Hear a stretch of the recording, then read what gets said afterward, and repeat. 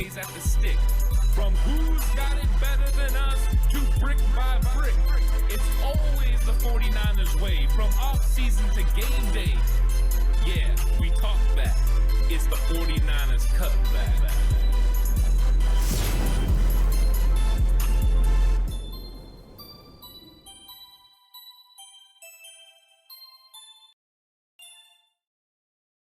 It's 49ers Cutback Podcast time. Welcome to the show. I'm going to talk to you today of some news update. Elijah Mitchell in the news, not for good reasons, comes out of the game. There's question marks. What happened to Elijah? Now we got the answers. Also updates on George Kittle, possible trade involving Jimmy Garoppolo, and then some possible running back options because Elijah Mitchell's going to be out for a while. That's right. Elijah Mitchell gets an MRI, and he has suffered a MCL sprain that's going to keep him out for 2 months at least, according to Kyle Shanahan. So that is not good. That means he's headed to the IR, and the 49ers need to make a move. They're probably going to need to bring someone onto this roster, another running back. Right now, the capable running backs they have left with Elijah Mitchell headed to IR, of course, Jeff Wilson Jr., the veteran, and then 2 rookies in Jordan Mason, the undrafted free agent out of Georgia Tech, and then TDP, Tyron Davis-Price, out of LSU, the 49ers' 3rd round pick this year.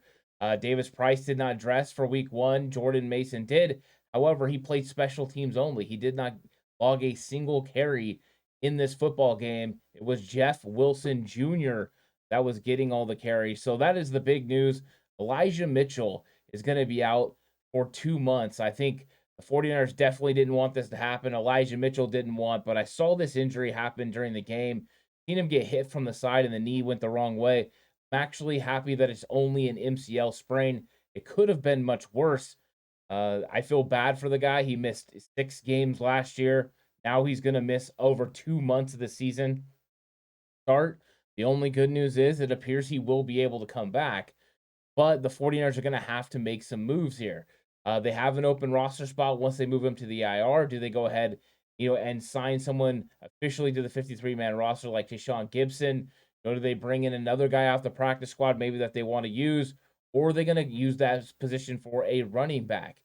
Part of the reason they might need to use it for a running back is they don't have any veteran spots on their practice squad. So if they were to sign a veteran running back with more than 2 accrued seasons, they would have to go ahead and move on from somebody else. They could do that easily. They can move on from Keith Sutherland and just know that, hey, we're going to have to go with Blake Hance if an injury happens to Jake Brendel. That's within the realm of possibilities as long as Hance is capable and ready to go.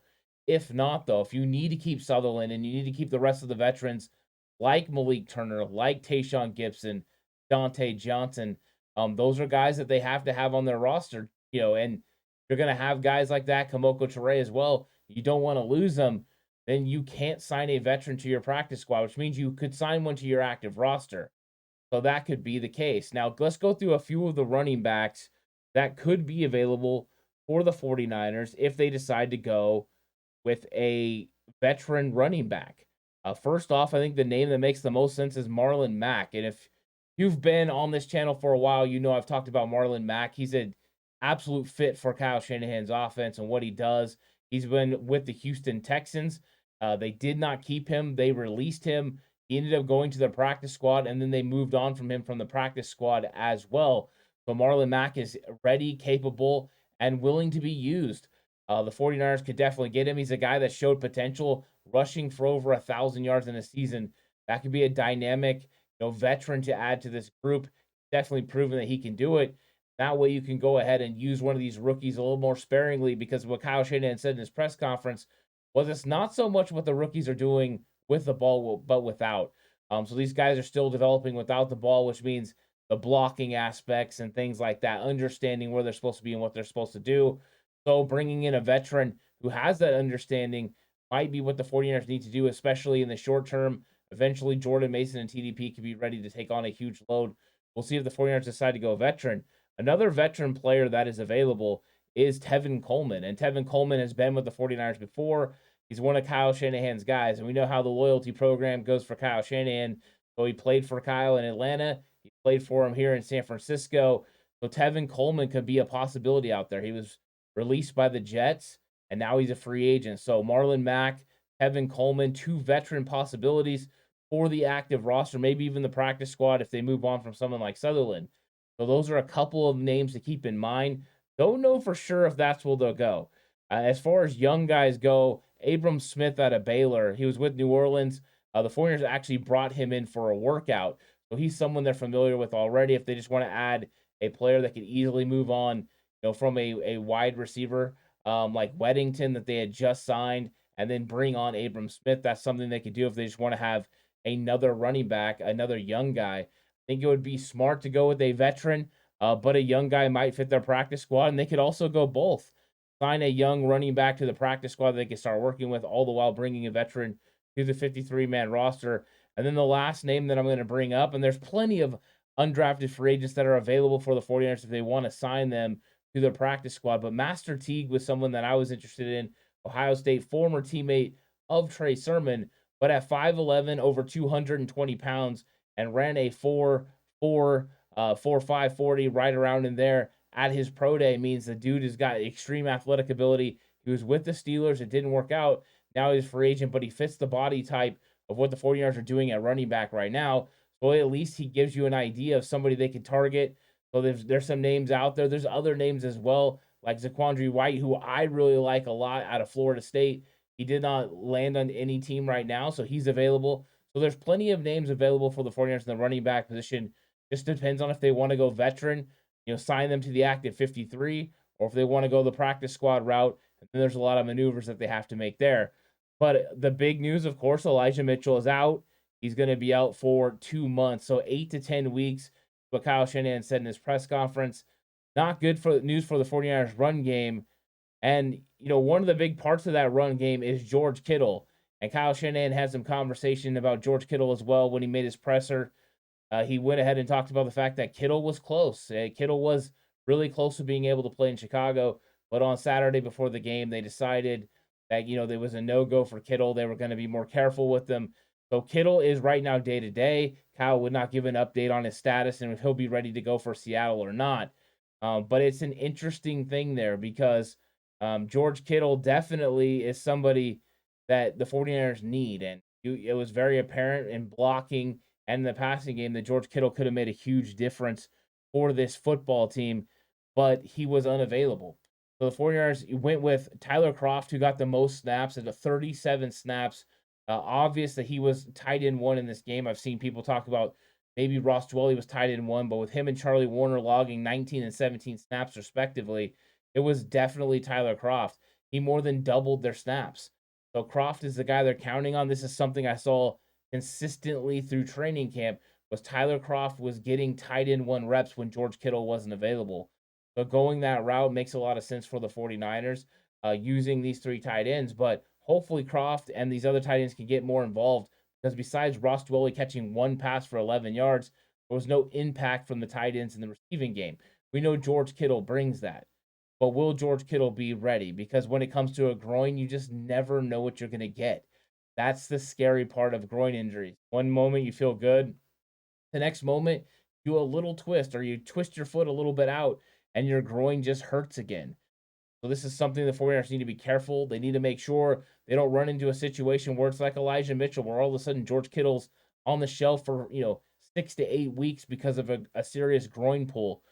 Can't have that. We need him to get healthy. All the while they need to win football games. It's really a struggle.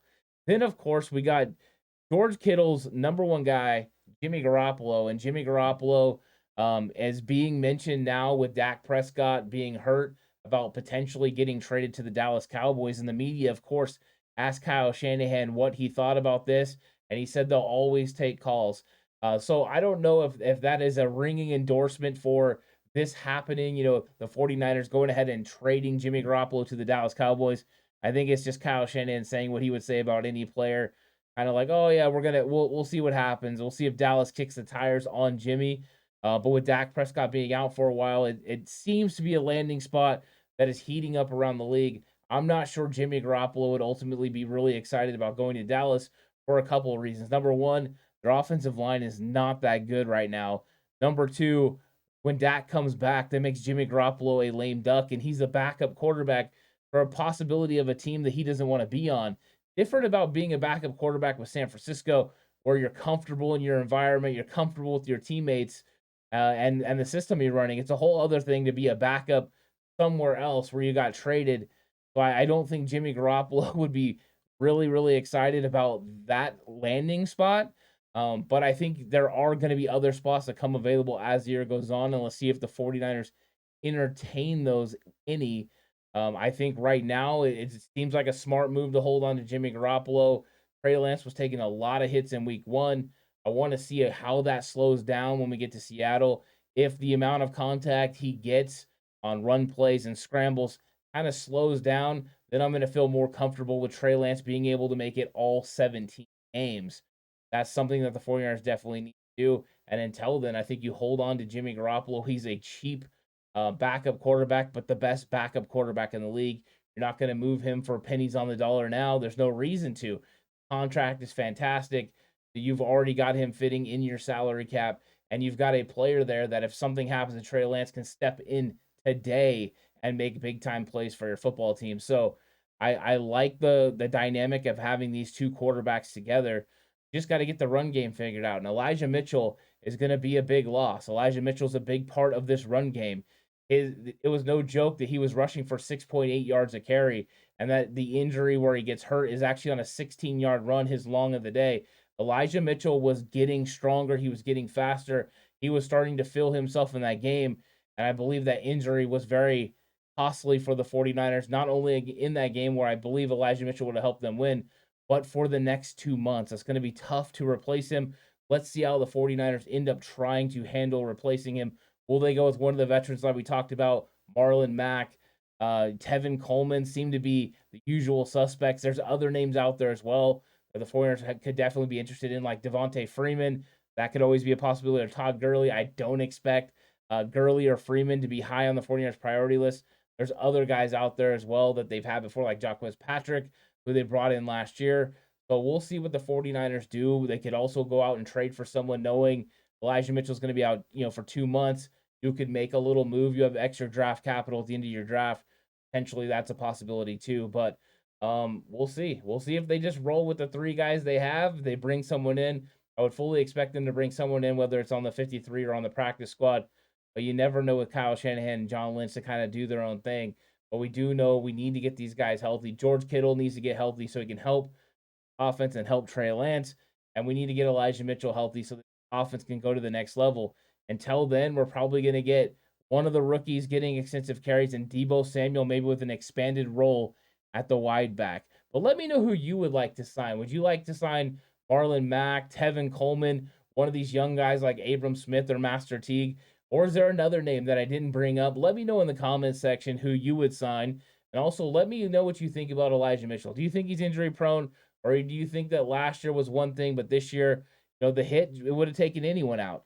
I'm curious what you think about this. So that's the big news. Elijah Mitchell is out for 2 months.